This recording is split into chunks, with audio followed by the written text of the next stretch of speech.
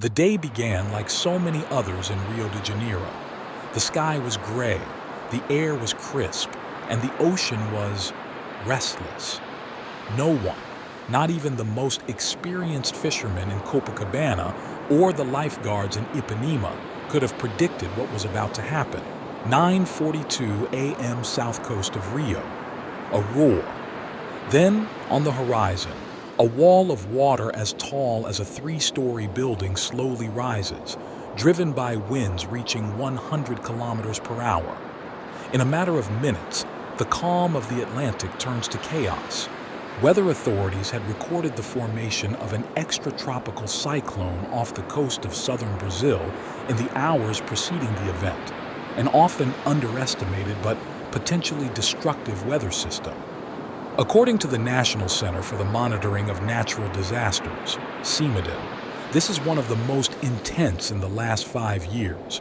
Its aftermath included colossal waves, torrential rains, and gusts that swept away roofs and signs along the country's southeastern coast.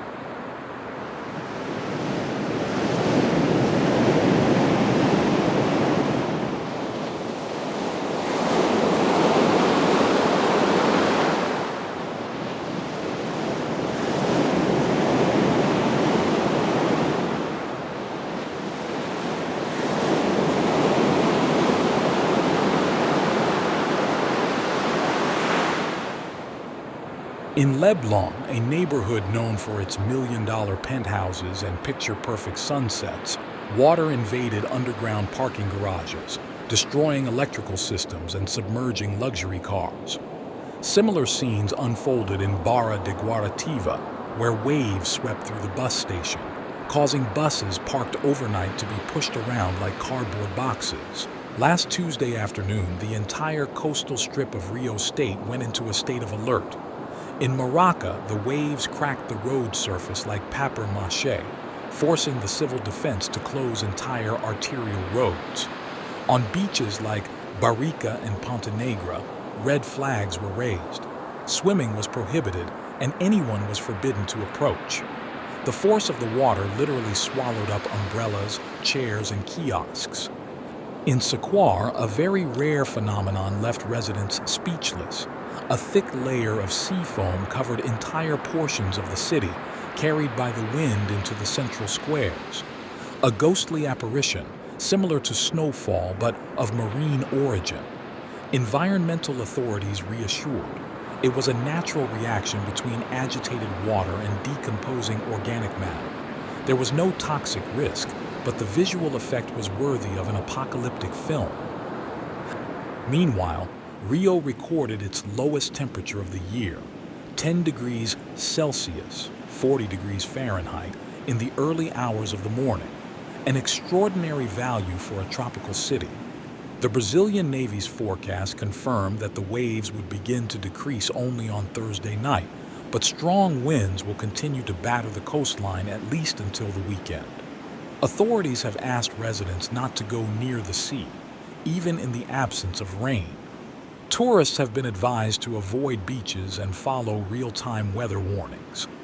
While Rio was struggling with the ocean on the other side of the world, a magnitude 8.8 earthquake struck off the coast of Russia in the North Pacific. Tsunami warnings were immediately issued across East Asia. Social media went wild. What if these two events were connected? But experts rule out this. 2 separate events, 2 distinct mechanisms, one meteorological, the other seismic.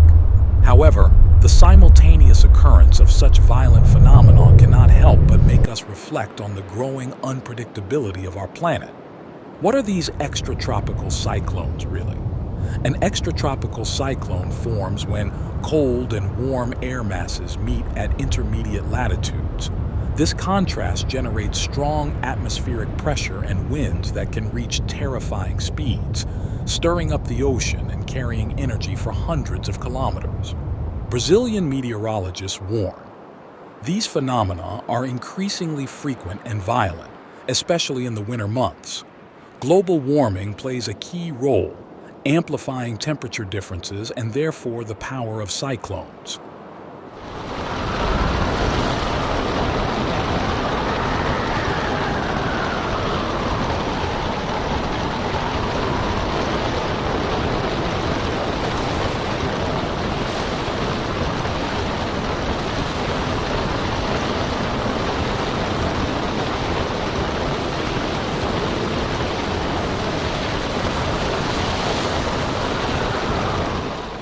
rogue waves in Rio de Janeiro aren't just news stories.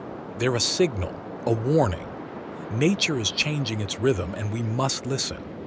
While images of the foam in Sequoia go viral and families assess the damage in the flooded neighborhoods, institutions are rushing to strengthen emergency plans.